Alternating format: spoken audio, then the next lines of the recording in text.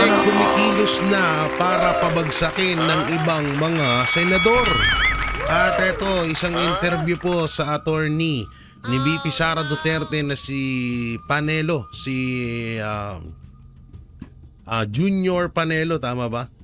Junior ba pangalan niya? So ito, pag-usapan din ho natin itong mga inilahad niya mapatungkol dito kay Madriaga. Oo, at dito, ano pa ba itong isang pag-uusapan natin? Itong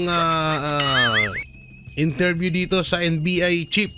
Mapatungkol ho dito, pero sa susunod na lang siguro ng mga video yan.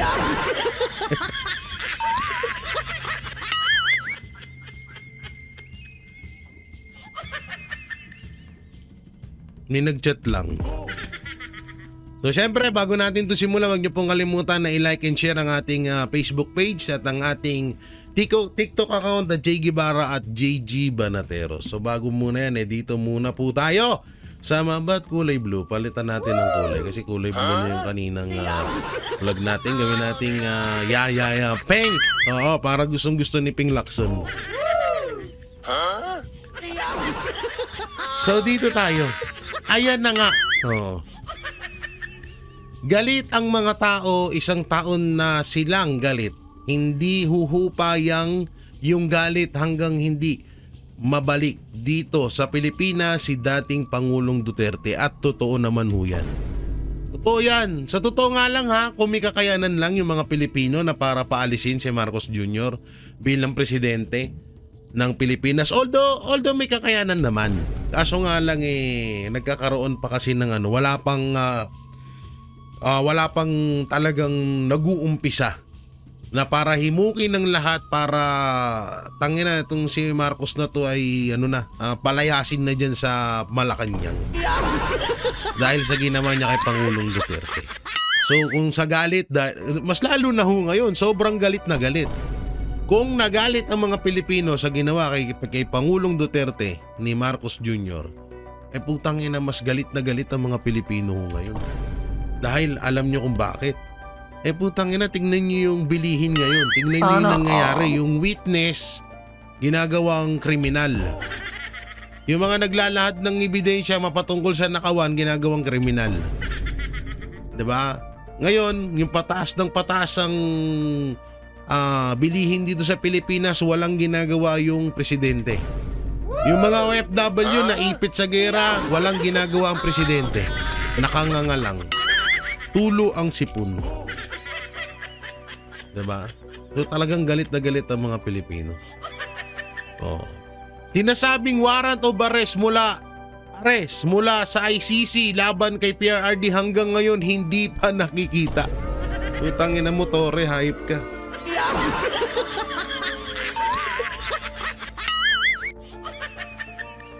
Hayop talaga. Hayop talaga no? Utang ina, ilang taon na to hanggang ngayon hindi mo pa rin mapakita to, Tore. Nagkakalkal ka na ng kanal, hindi mo pa rin mailabas to. Tana, general ka pa dito, oh. Ay, hindi pala. Ano ba to? 2-star? 2-star siya dito, di ba? Oh, or magdo 2-star pa lang.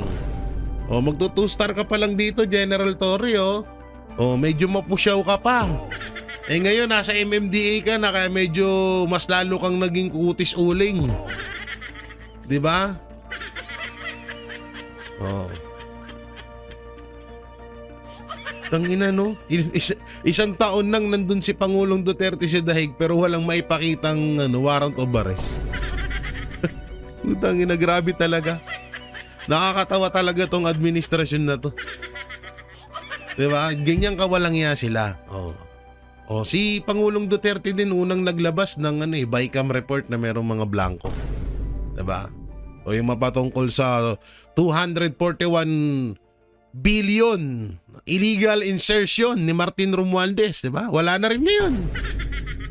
Hindi na rin napag-uusapan. Ang dami nang nakaligtaan ng mga Pilipino sa totoo lang. Sa totoo lang, ang dami nang nakaligtaan. Wala na yung sa GSIS, SSS, lottery, sa Maharlika Funds, sa 500 billion flood control, 241 billion kay Romualdez, wala na rin. Yung kay Tantuco, di ba? Wala na rin. Marami nang wala. Ang paulit-ulit lang natin napapanood, impeachment, impeachment, impeachment, AJK, war on drugs, kay Pangulong Duterte, kay Duterte, kay Duterte doon, kay Duterte dyan, kay Duterte dito, at magpakailanman. Tanginang yan. Wala na, puro gano'n na lang. Hoy, Torre, labas mo na yung warrant of arrest kay Pangulong Duterte ha, baka maunahan pa yung pag-uwi dito. Tapos nung nangyari, nakauwi na lahat-lahat si Pangulong Duterte sa Pilipinas, hanggang ngayon wala pa rin warrant of arrest. Tangina itong mga hayop na to. Ito sabi ni BP Sara.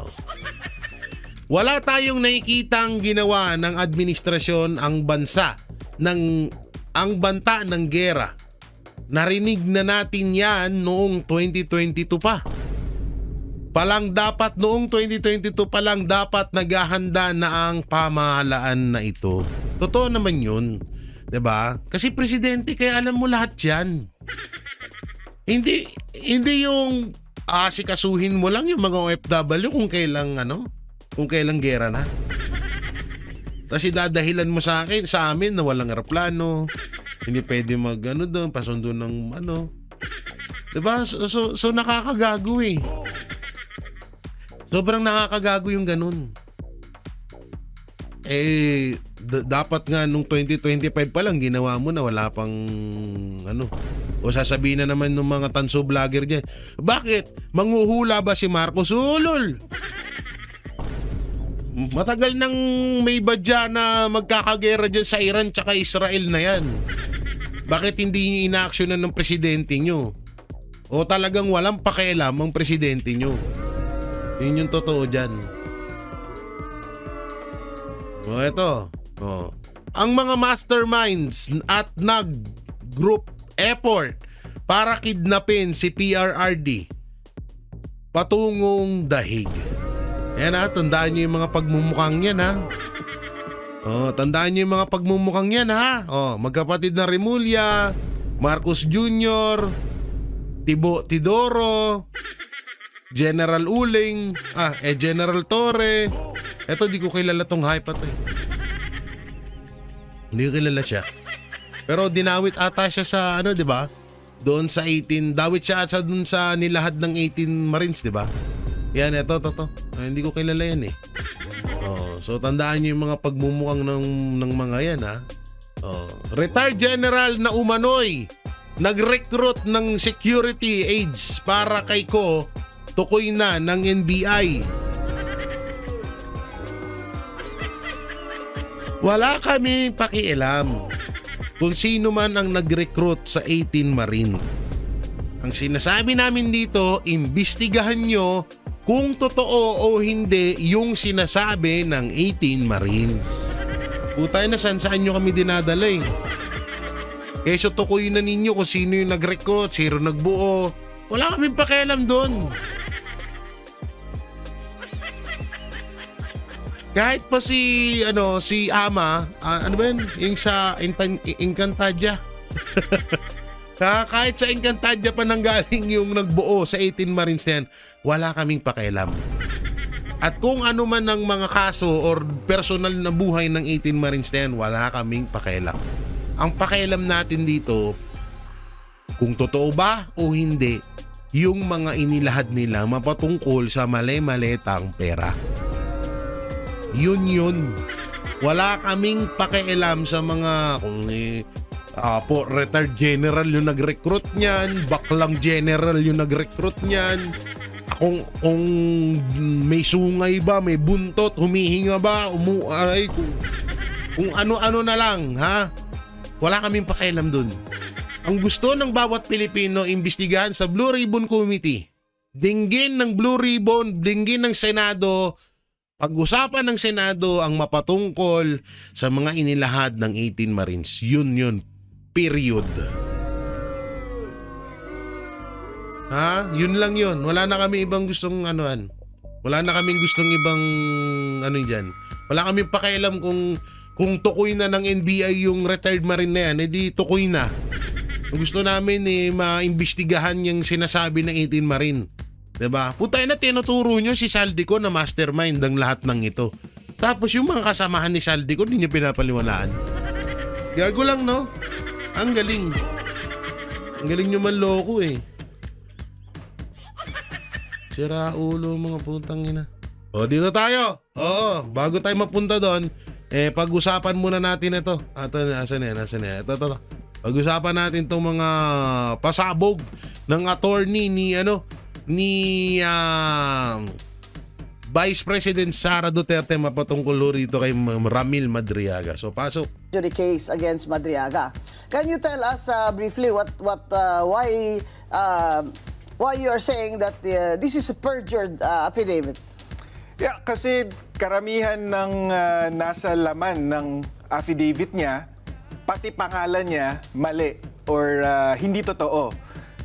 Sabi niya kasi dito na nagtatrabaho siya for VP Sara simula pa lang nung mayor siya ng Davao City hanggang sa naging kasama daw siya sa PSG at sa VP SPG na nagproprotekta dati noon kay PRRD pati kay VP Sara.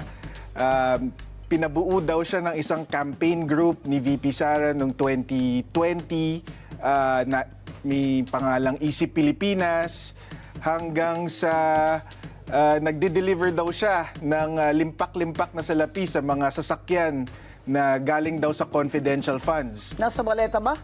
Nasa sasakyan daw po. Wala po sa maleta. Ibang style. Pero itong si Madriaga, did he ever work in any way, directly or indirectly, with Vice President Sara in Davao? Hindi po. We have, hindi lang po sa Davao City, we have certifications from the Davao City Local Government, the Presidential Security Group, the Vice Presidential Security and Protection okay. Group, So, Department of Education, and even the Office of the Vice President. Wala po siyang connection sa hindi mga ba ito si opisina. Madriaga ngayon nasa kulungan? Opo. Anong kaso, attorney? For kidnapping for ransom. Aba, bongga. Bongga palang kaso nitong Madriaga. O, tignan nyo naman yung pinagkaiba kay Madriaga at doon sa 18 Marines. Si Madriaga, bonggang-bongga yung mga kaso nito. At eto ay nakakulong. Ang 18 Marines, sabihin na nating may kaso sila, pero hindi naman sila nakakulong at hindi naman ganun kabigat yung mga ibinibintang kaso kuno sa kanila. Tsaka normal na yun sa mga Marine Marine Police, yung mga may kaso-kaso na ano. Wag lang yung ganito, kidnapping. Mabigat to. Tignan nyo lang eto, pinapaniwalaan. Doon, ganun kagago to. Eto, pinapaniwalaan si Madriaga. Pero yung 18 Marines, sinasabing sinungaling. Isipin niyo yun. 18 Marines versus isang Madriaga na bigla lang sumulpot. Pinapaniwalaan. Nakakagago no?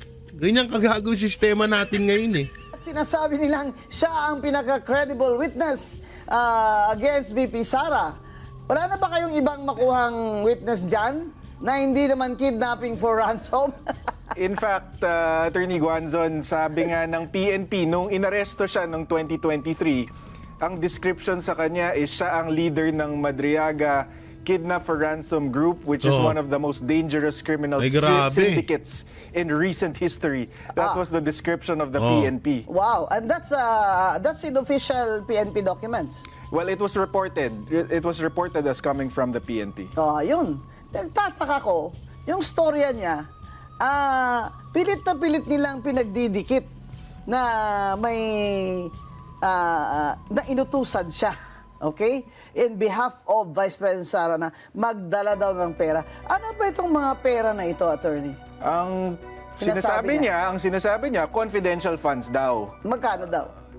Merong delivery ng 80 million, merong tigta 33 million, merong patang 1 billion. Paano daw niya alam na confidential funds? Wala siyang sinabi, hindi niya in-explain. Basta inutusan lang siya magdala. Sino Oo daw daw. nag-utos sa kanya? Si VP Sara daw mismo. Oh, talaga may text siya Di kagaya ni Yusek Bersamin, may text sila ni Bongbong. Oh, di ba? Bongga, ito, walang text. Attorney. Wala. So far, yung affidavit niya mismo, wala talagang substantiation, walang nakadikit na any evidence. O, saan daw niya kinuha yung pera?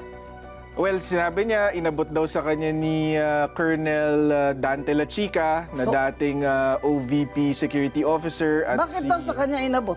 dahil parte nga daw siya ng grupo. Pero meron tayong testimony from Colonel Dante La Chica na hindi niya man kilala tong si Madriaga. At saan daw niya dineliver at kanino? Kung kani-kanino, meron daw sa parking lot ng Mega Mall, meron sa Ombudsman parking lot, meron sa isang mayor in Laguna na hindi naman pinangalanan, meron sa Novaliches, sa Santiago family. Pero walang mga detalye, 'di ba? At yung mga detalye na binigay niya, kunyari, meron siyang sinabi, dineliver niya sa Mega Mall parking lot. Tapos, white Vios daw na may 80 million ng laman. And then, a few days later, nakita niya daw na the same car minamaneho ni Miss Ria Kilala, asawa ni Attorney Ryan Kilala. Pero imposible yon kasi sabi nga namin dun sa complaint affidavit ni VP Sara, hindi naman nagda-drive itong si Ria Kilala. We have a certification from the LTO na she has no license. no driver's license at hindi talaga marunong mag-drive. So, So, ang timing lang, attorney, gusto ko makita. Kailan siya nag-execute nitong affidavit niya? November 29, 2025. Simula na noon ang first impeachment, di ba? Meron na. Tapos na. Voided na ang first Oo, impeachment. tapos na. Tapos, at saka siya ngayon, sa November siya. Bakit daw ngayon lang siya nag-affidavit niyan? Hindi natin alam, pero ako, ang hinala namin dito is kailangan nilang punuin yung gap nila sa evidence versus VP Sara. So gumawa sila ng ganitong klaseng testimonya, gawa-gawang testimonya ni Madriaga para meron silang mapakita kung saan napunta yung confidential funds. Dapat ipakita natin itong picture ng Madriaga na ito na Grabe yung mga pala picture talaga ba yan, ng no? mga akusado pag bago sila or pagkatapos silang maaresto para makita naman ng mga audience natin kung Saan? ano itsura nito at bakit napaka-importante niyang tao. So if you were to describe Biray mo sa itsura pa lang tapos sa kaso. Sobrang tanga naman ni BP Sara. Nauutusan niya tong taong to na magdala ng pera doon. Di ba? May kasong kidnapping.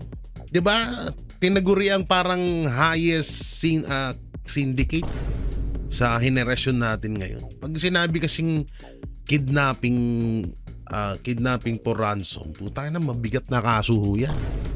Oo, mabigat na kaso yan. Tapos pagkakatiwalaan ng Vice Presidente. Kahit ako, sa kalagayan ni Vice Presidente, ni Vice President Sara Duterte, ba't ko pagkakatiwalaan yung taong yan? Una-una, hindi ko naman masyadong kilala yan. Ang dami kong mas kilalang mapagkakatiwalaan ko. Bakit eto pa? Who you? Diba? Tapos sa 18 Marines, hindi nyo pinapaniwalaan? Ayop na yan. Kay Madriaga naniniwala kayo, pero sa 18 Marines hindi. Ano to? Anong klaseng gagaguhan to? Tanginan yan, ang lakas nyo manggago Madriaga, Attorney Paulo, in one word, ano po ang description niyo sa kanya? Huwad, sinungaling. Yun ang bod nun, talagang. Oo. At saka, Attorney Guanzon, hulog ng langit kung tutuusin. Bakit? Sa amin sa defense, kasi kung yan ang star witness ng mga impeachment complainants, lagot sila.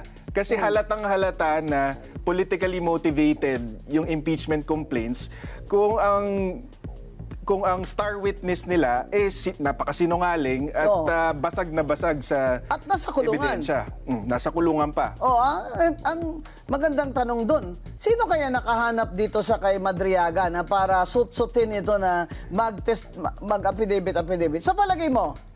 Wala kaming ebidensya dito, Attorney Bing, pero halata sa amin, pag binasa mo yung Madriaga affidavit, na si former Senator Trillanes ang posibleng behind dito kay Madriaga. Bakit? Kasi doon sa Madriaga affidavit, kasama na dito lahat ng greatest hits ni Senator Trillanes versus the Dutertes. Greatest hits. Merong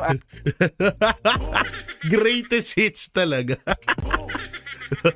allegation dito na nakakatanggap daw sila ng pogo money. Wow. Merong aligasyon na nakakatanggap sila ng drug money. Wow. Sinama niya pa dito yung magnetic lifters, Wow. yung customs drugs. issue, Oh. tapos pati itong confidential funds. Sa amin, napaka-incredible naman na makahanap ng testigo na may personal knowledge Siya ng ng lahat lahat. ng yon. Bongga. Oh. Ilang 10 taon na Putang ina, so ibig sabihin, yung mga dating ibinibintang kay BP Sara at dating mga pinagsasabi ni Trillanes laban sa mga Duterte, pinapatotohanan na ngayon ni Madriaga. Aba, ang galing ah. Kakaibang witness to. Alam ang lahat. Tanongin din natin kay Madriaga, baka alam niya rin yung sa 18 Marines. Tanginang yan. At ang linala ko ni Senator Trillanes itong allegations na to, Wala wala kang naman witness. siyang matibay na ebidensya. Tapos suddenly, just in time for the impeachment, merong isang Madriaga na alam niya lahat yun. Oh. Diba? Kami nga, Attorney Guanzon, dun sa complaint affidavit ni VP Sara, para lang definitively mapatunayan namin na hindi sila magkakilala, we had to get the testimonies of 7 witnesses. Para lang siguradong each witness is speaking from personal knowledge. So, Okay, na hindi siya kilala. na hindi siya kilala. And imposible yung mga sinasabi niya. Hindi siya, sabi nga nung... Can you give me the names of your 3 witnesses? I have 7. That's former PSG Commander Major General Jose Niembra. And then we have a former PSG Commander Brigadier General Randolph Cabangbang. We have the former VP-SPG Commander Dante Lachica. We have the former DepEd Security Officer Dennis Nolasco. We have Attorney Ryan Kilala na ito lang talaga yung kaibigan ni Madriaga. Ito yung mukhang connection kay VP Sara, si Attorney Kilala. And then we even have testimony from Miss Ana Magnaye. She's an events organizer. Parang si ano pala to, no? Si Madriaga, parang si Francis Leo Marcos. Lo, makausap niya lang daw ng isang beses yung tao. Tropa niya na, bata niya na. No? Parang ganun eh. Kasi dito nangyari, doon sa kay Kilala, yung apelidong Kilala, kakilala pala ni Madriaga. Yung si Kilala na yon ay kakilala rin ni BP Sara. So ngayon, doon nakakuha ng koneksyon etong mga anti-Duterte na ay pwede na to. Kakilala pala ni BP Sara yung kaibigan nito ni Madriaga. Tanginang yan halimbawa ako nakita ko, so ibig sabihin ganito ha. Yung 6,000 na police doon sa kay OJC Siege, lahat pala yung pwede ko maging tropa. Tropa ko lahat yun. Nakita ko dun eh. Tanginang nga, parang si Francis Leo Marcos nga, lahat ng makita na may mga masasabing may tindig, may ano ng mga tao, sasabihin niya tropa niya o kaya bata niya. So ganun kay Madriaga. Tanginang yan, ang layo nun. Tapos paniwalang sila doon kay Madriaga. That handled the inauguration of VP Sara just to refute the insinuations na porke may picture si Madriaga with VP Sara during the inauguration. Close na siya. Close na siya. May picture siya. Nakita ko nakabarong siya. Ito ma'am, Oo. doon sa testimony ni Ana Magnaye, pinapakita niya doon na number 1, hindi imbitado si Madriaga doon sa inauguration. He was just a last-minute replacement for Attorney Kilala because hindi nga kilala ni VP Sara si Bakit sino ba itong attorney kilala at pinasubstitute niya yan sa kanya? Doon sa event na yon.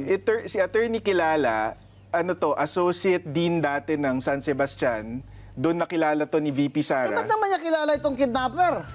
Because itong si Madriaga, na-convict na to actually before in the early 2000s for another kidnapping, for a Kliyente separate ni kidnapping. Kliyente ba ni attorney kakilala? Hindi po. Pero ang nag-handle po ng appeal niya sa Supreme Court ay yung San Sebastian Legal Aid. I see. So doon niya nakilala itong si Attorney Ryan So, Kilala. ano siya, indigent client. Yes. Oh. So na-acquit siya doon, naging malapit siya sa mga staff, faculty ng San Sebastian Law kasama itong si Attorney Kilala. Ginawa siyang parang alalay. Hindi naman. Naging magkaibigan sila. Akala ko Julalay. Kaya naman, ba may event, imbitado ito attorney, hindi siya makarating, siya, parang proxy ko, ganyan. So ang kwento is, kasi sabi ni Madriaga, inutusan daw siya ni VP Sara na buuin tong campaign group Kailan na daw siya inutusan? 2020 daw po. Nung 2020 na, saan ba siya? Anong trabaho nitong Mukhang ang Madriagang ito? trabaho niya at that time is a parang private security Mahirap provider. kasi itong mga kidnapping for ransom Di ba? Bantay sa lakay. Oo, marami sa kanila, kunyari, security agency sila. Oo. Sila din pala. Sila din pala yung Ang kikidnap doon sa kakana. mga anak ng... Ay, totoo yan ng ha. mga- O, totoo yan. Kung nga rin sila yung nangyayari talaga yan. May kakilala nga akong ganyan eh. Oo. Na sila yung security parang pinagkakatiwalaan. Tapos sila din pala yung pagmumulan kung paano mang-kidnap. Ang ina, no? kliyente nila o boss nila. Kaya, importante yun na ini-explain ni Attorney Panelo Oo. kung ano itong background niya at character nitong Madriaga. At nasa kulungan siya ngayon. Kasi,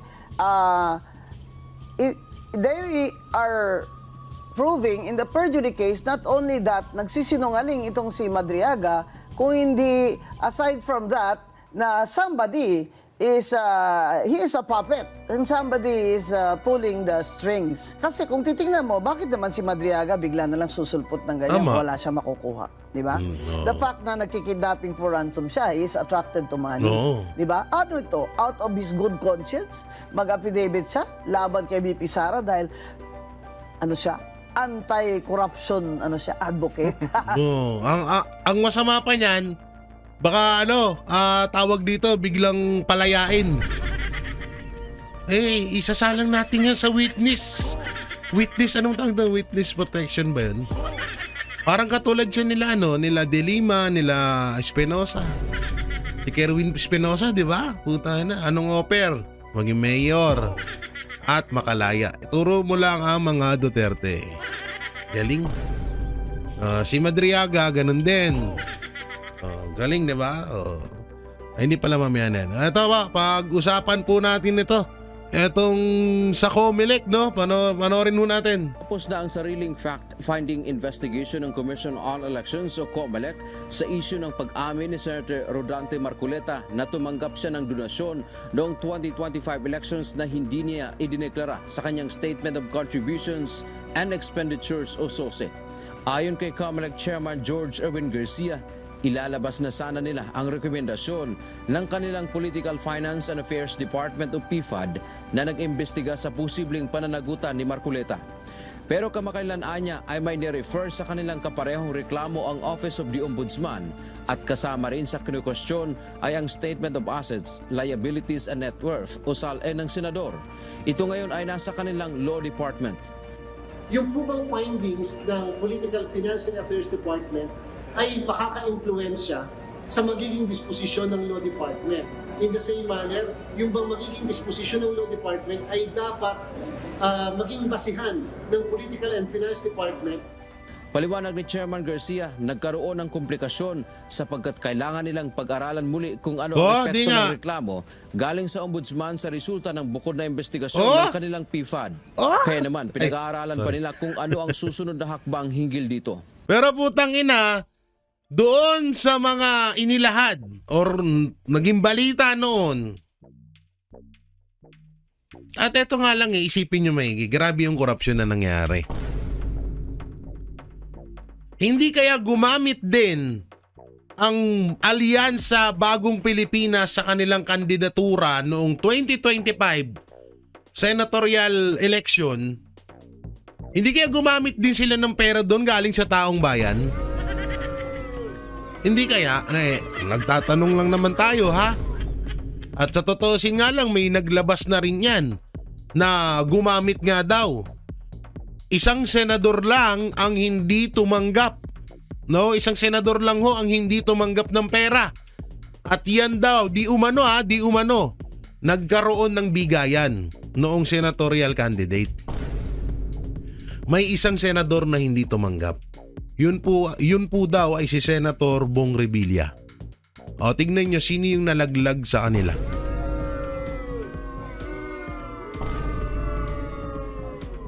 Tapos, ang COMELEC, kumuda ba ang COMELEC? Nagsalita ba si Chairman George Garcia? Ha? May press con ba mapatungkol doon si Chairman George Garcia? Kasi kung eto isipin nyo maigi 2025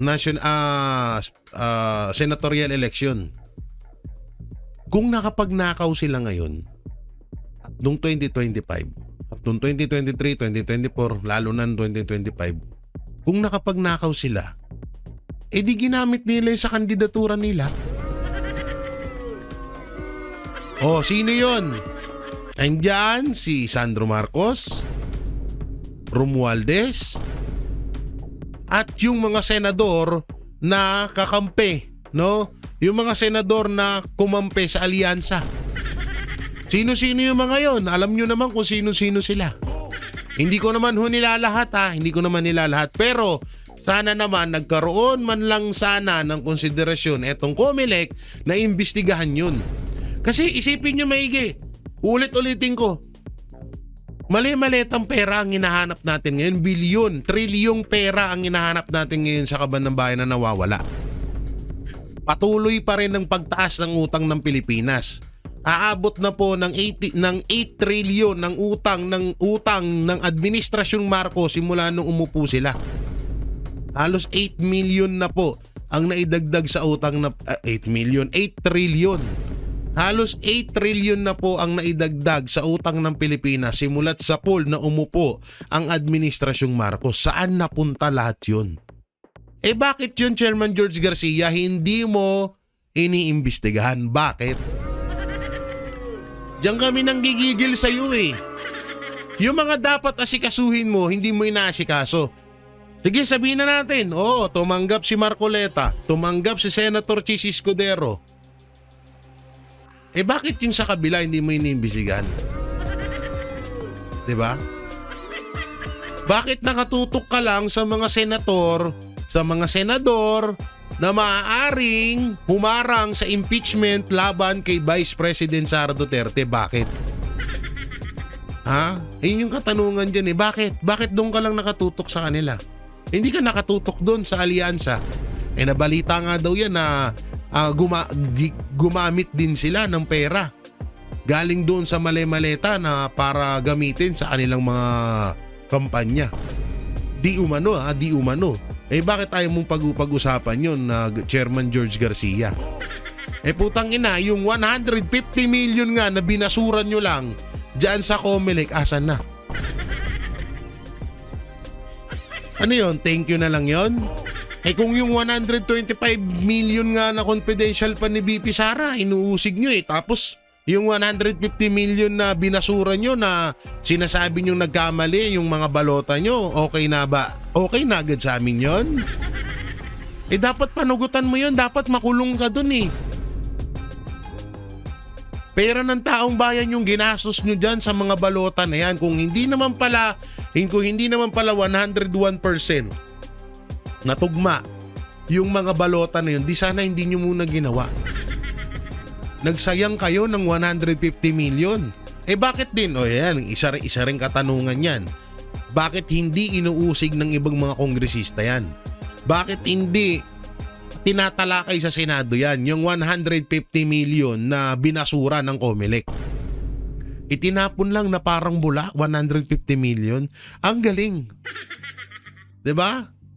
Yung 18 million overvoting, bakit hindi kine-question ng Congress at Senado? 'Di ba? Tapos pupunta ka na naman ngayon kay Marcoleta. Pupunta ka ngayon kay Chis Escudero at kay La Revilla kung kani-kanino pa. 'Di ba? Bakit hindi imbestigahan ng Senado na bakit pinaupo si Abante hindi naman siya nanalo. Putangin, ang daming katanungan sa COMELEC na hanggang ngayon hindi nyo masagot-sagot. Tapos nandito na naman kayo para patalsikin nyo yung mga senador na pipigil sa impeachment laban kay Vice President Sara Duterte. Ang galing nyo. Ang galing nyo. Ang galing nyo tuta. O, pakinggan natin sasabihin niya. May nag-file po kasi pala doon sa Office of the Ombudsman patungkol sa SOSE at saka doon sa SALN.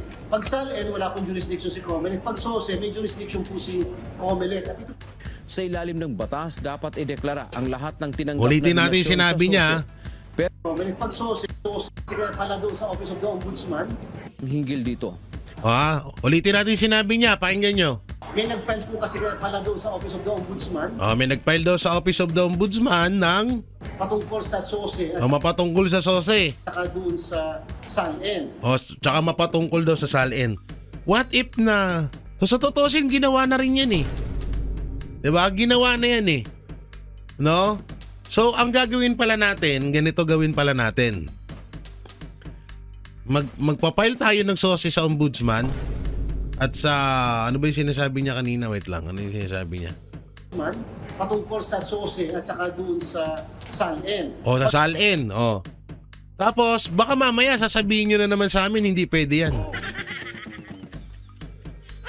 Hindi kasi ganito nga nangyayari dito. Wala naman ho sanang problema. At inamin naman ni Senator Chis Escudero na tumanggap siya ng donasyon. 'Di ba? At inamin din naman nung kontraktor na pera niyang sarili yon. Hindi galing yun sa sarili niyang pera yung binigay niya kay Senator Chis. Ngayon, etong si Senator Marcoleta, di umano inamin niya rin. So wala ngang problema doon. Ang point kasi dito, bakit nakatutok lang ang COMELEC sa mga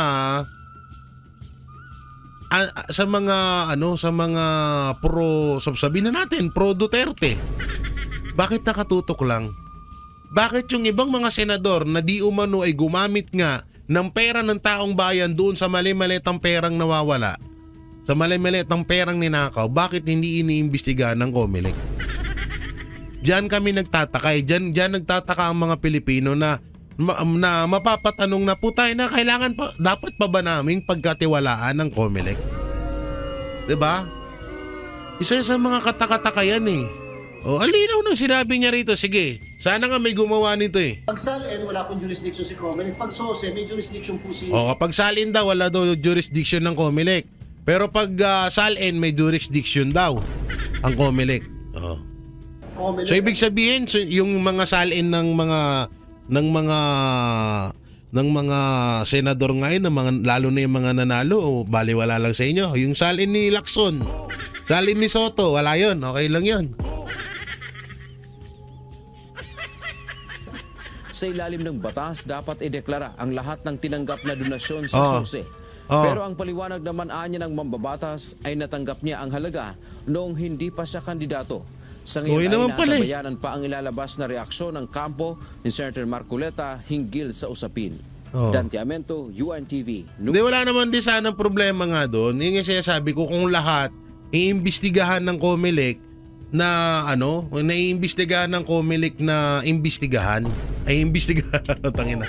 Kung iimbestigahan lahat ng COMELEC, lahat ng mga senador at congressman, sure ako, marami dyan. Yung 30 million ni Chis Escudero, kung ilang milyon niyang natanggap ni Senator Marcoleta, baka triple pa yung natatanggap ng ibang mga senador dyan. Pero bakit hindi iniimbestigahan ng COMELEC? Diba? So, dito pa lang, ito nga yung sinasabi natin na dapat ngayon aksyonan natin agad. Kailangan din nating aksyonan to, tutukan din ng bawat Pilipino itong COMELEC. Dahil wala nga rin sa ayos. Biruin nyo, si Abante talo, pinanalo pa nila. Duterte Youth Party List, tinanggal nila, pinasok nila Gabriela. Diba? Ganun kalintik ang nangyayaring kalakaran dyan sa COMELEC. Kaya dapat tayo mga Pilipino, huwag tayo magtitiwala dyan, lalo na sa 2028 election.